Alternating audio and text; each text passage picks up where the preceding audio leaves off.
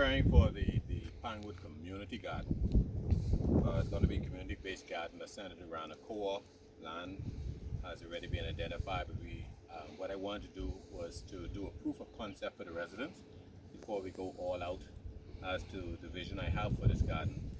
I want to maximize square footage, and I want it to be productive land. I want to minimize having to weed and all the other costs and labor intensive stuff. I want to minimize soil wastage and soil runoff, and make it as more efficient as possible so that even the eldest and youngest could participate. And it is designed for the community to make money. So these stuff I built at home, and I've been working with these for the last few months. So I figure if I can cultivate it and do it individually, then the residents in the community could do it. We have the drainage conduit. This one is empty, and we're able to get 3 9-foot lengths. I just plant in here some transplanted some cabbages, yellow lettuce, red lettuce, and so I'm protecting them from the heat until they catch themselves. So this is going to be red lettuce and also some onions. And to the bottom here we have some further ones, and they just need to catch themselves. So now we're able to have, which would be the equivalent to a whole raised bed, in the space that covers virtually less than 18 inches. Now over here, if you're doing for the further prototype, this is the tomatoes, and I did all these by hand. I'll show you how to do this YouTube video shortly. And this holds, I think it's about 48 tomato plants, 50 tomato plants, and they're growing fine and they're growing good. So we get 50 tomato plants within the space of 18 inches square. We could do more. It's just a very manageable height. Here we have our sweet peppers. These special sweet peppers here, bell peppers. Here we have corn coming up through here. We also have the cauliflower coming up here in this one. In this one, the experiment was to see how we can get cabbages to grow this way also. And these are doing rather well. And so we have here, this is about 20 cabbages, and they're growing strong. This one is coming into a head. These bell peppers are already blossoming. These are regular Bohemian goat peppers along here. I think we have about, if I'm correct, trying to remember, about 60 plants was in here alone, and they're starting to blossom as well. You can see from the first set, I already harvested some tomatoes this morning from this. So the tomatoes will look like this, and we support them as they grow up, and we're managing and pruning them as it is right now. So these ones we did some harvesting soon, and then we support them as they grow up. I just finished feeding some calcium in here. I have some Trinidadian peppers on this side, which are very, very, very, very hot. Also for some of the residents, I was telling them how we can grow alongside their house. It doesn't take up too much of the yard space, very efficient. So you can see now we have from here to here, this section, these are beets. Beets growing up, and then some beets interwoven. And then we have again some additional onions, cauliflower, some cabbages in between. Very easy to manage. We had some carrots here, but I'm gonna abandon this with carrots because the soil has just a little bit too much rocks for carrots. I want some sexy carrots. So yesterday I extended this bed. So I'll extend this row, and see right here, this is going to be the carrot bed. And I've been making the soil, as you can see, you want the soil to be very light, fluffy. I've been making the soil myself. So from my wood shed, I'm sifting everything, then sifting making sure all the wood chippings, and then here I have some Pro Mix, and that's Also some soil that I've sifted. I add my Pro Mix in there.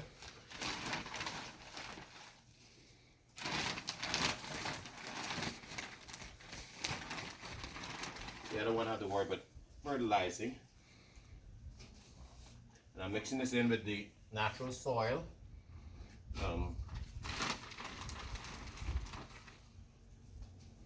Breaking it up so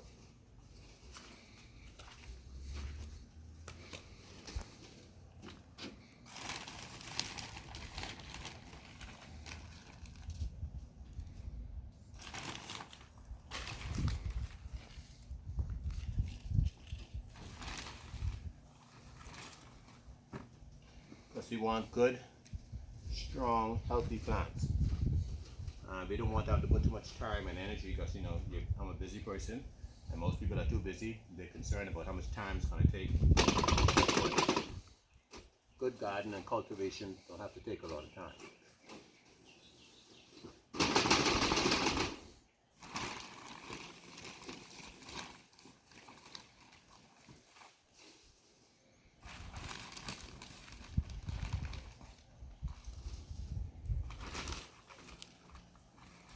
And by doing with the raised beds the way I'm doing it, I'm also mitigating and growing vertical. I'm also mitigating against pests, so that the food could be all organic, little to no pesticide. Occasionally, maybe a little bit neem oil, but that's not a chemical.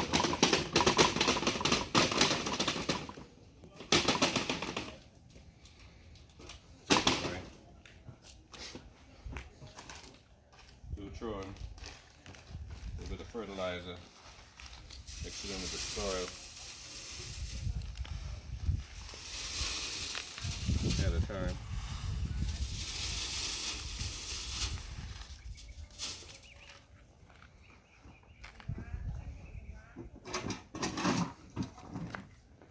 More soil.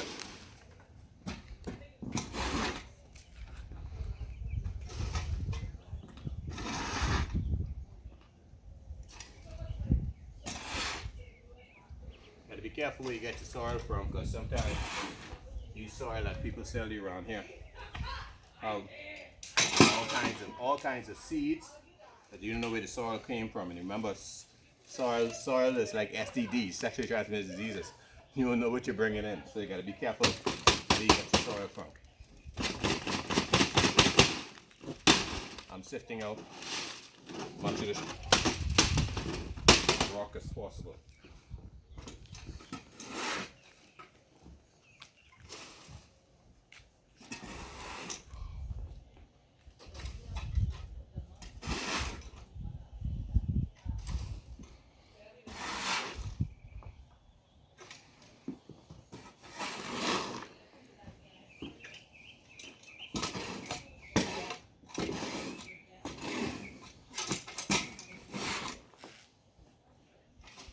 In the next, I don't know, 30 days, but definitely before 60 days, once the crop has come up strong, I'm going to be inviting residents to come by the house so that they could see what I call the proof of concept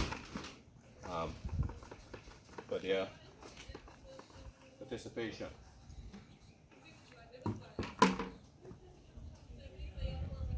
And then we will register persons based on who wants to participate, whether they want to do it in their yard or do it in the community garden.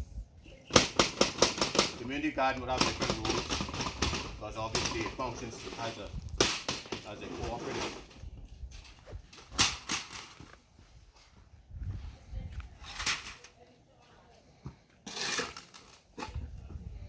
I'm going to mix all this soil.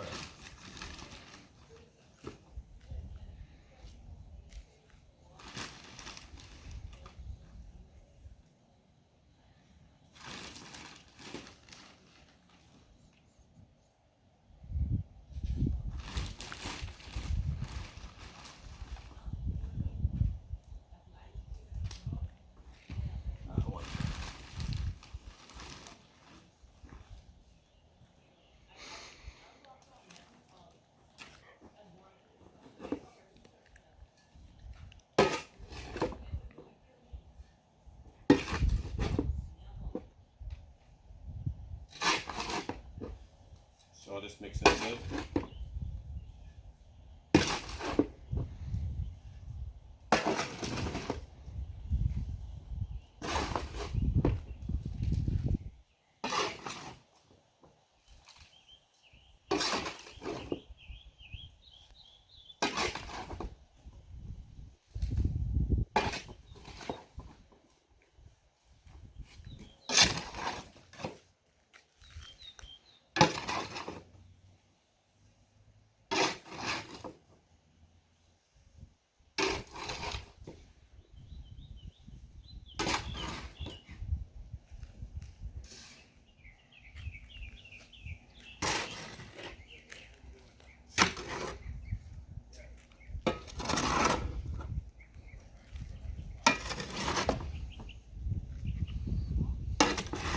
So over the Christmas, I've been working on this and making sure that things are ready and are in place. So once we start our community garden, we should have the shortest possible time before we have reasonable and sustainable yields. Now this is being done for the carrots.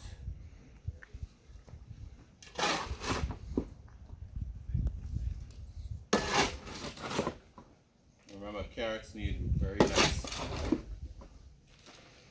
well, if you want sexy carrots, nice soil.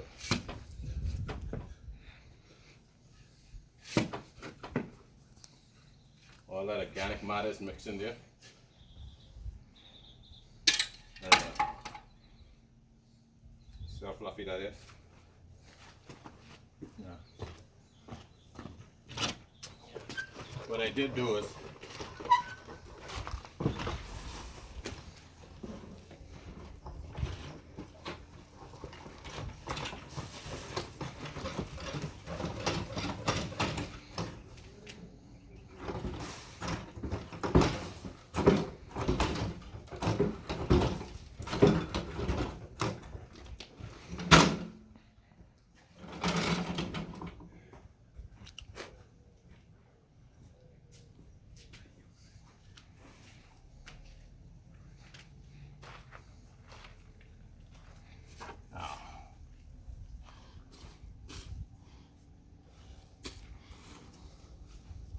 now I want long carrots, so this is like a 11-inch, 12-inch bed.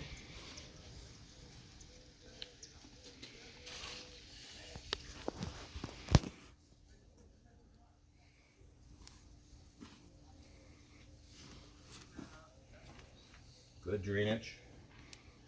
One of the things I was thinking about doing though was, and I may still do it, is run a drainage line to the bottom of this. Part of the reason for the plastic, because when you water from the top, sometimes you send a signal to the roots of the plant that they have arrived, and carrot is a rootstock and it wouldn't go down deep. But if you make the water accessible deeper in the soil, the rootstock will naturally keep pushing down to where the water source is. So in some instances with the carrot, what I've learned in my experience is if you could water it deeper, or like in this instance, retain water, it will encourage the root to want to go down deeper. If not, you could actually have some pretty shallow carrots, but then it also depends on the stock. All right, so here you have it. That's how you make soil for carrots. Now all other plants aren't as fickle as that.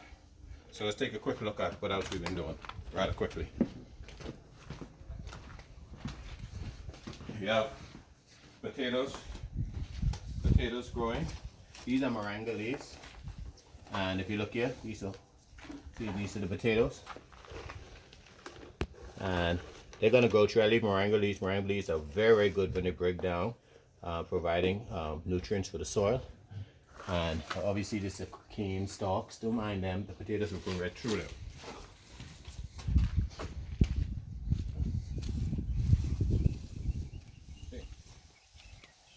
more mature potatoes coming through. Now you don't fill the bucket up with potatoes, the soil. So what happens is as this grow, when it reaches a certain height, I'm going to add more soil, and that will encourage you to keep pushing out potatoes at a different level. Let's take a look here rather quickly. Got the fever grass. Got these from residents in Pinewood. Got the oh geez, what do you call that again? I forget. All right, these are broccoli. These are some onions, carrots. This is a bed of garlic with some celery in between. Garlic. We already harvested our cucumbers, so it's pretty good. These are celery. Bed of celery, and they're growing very, very strong. Very, very strong. These are not planted for their spinach, so I'm saving them. We plant our spinach along the fence here and knit it in. I got this spinach plant from a resident in Pinewood in the back of Mount Tabor. I actually just broke off a piece of spinach plant and I grew it from there, and then I started harvesting the seeds so I could grow my own spinach. So let me give you an idea how things can look. Got some of my cabbages growing in the yard. Pretty little babies, and they're huge. It's the size of my hat. They're huge, and so we want everybody to be able to grow healthy food stuff like this for the community garden stocks that we can actually sell and make money from. There's a lot more to it because it goes all the way around the yard. But just so you see the proof of concept that we're building for the garden. As a leader, you can't be wasting money just throwing things there. You see something because you rush it. You need to make sure you have it right. You have a plan. You have the source for your soil. You understand what we're doing. And we get some nice young men in the community that we would want to manage and oversee these things. So we have to figure out how all these things to get done. So yeah, I'm Ruben Ramin, member of Parliament for Pinewood. Just giving you a glimpse on how anyone can do proper gardening in their home, in their yard, and also giving you a glimpse of what we're going to be doing for our high efficiency, high yield community garden in Pinewood. We already had the architect draw out and lay out the plans. We're going to vary some of the plans based on what we want to do. We're going to be taking advantage of all the space in the air, and we're going to have some good time. So we are pushing for this quarter for person to see across the staff you need to do. So hey, thank you, just giving you a glimpse. What is it? It's January 3rd. Been doing this all through the Christmas holiday, planting seeds. I've just finished planting out beans and additional corn stalk, because I'm going to be growing corn also vertically. So instead of taking up 20 by probably 60 feet to grow 100 corn, I'm going to be growing my corns vertically as well, and then we're going to be growing our herbs and our spices. So again, thanks very much. Hey, share the video, send a comment. I'll show you guys how I built my vertical gardens and the logic and the reasoning behind it, how it's actually done. I've not seen anybody done it this way that I'm doing it, and just want to do that. So share it with somebody, share it with somebody in the community of Pinewood or anywhere else. You guys know me, I'm always willing to help as much as I can. But I got to get back to work. I have to try to finish this carrot bed. I want to sow some carrots as soon as I can, because I won't have this kind of time come Monday morning. So, toodaloo, bye bye.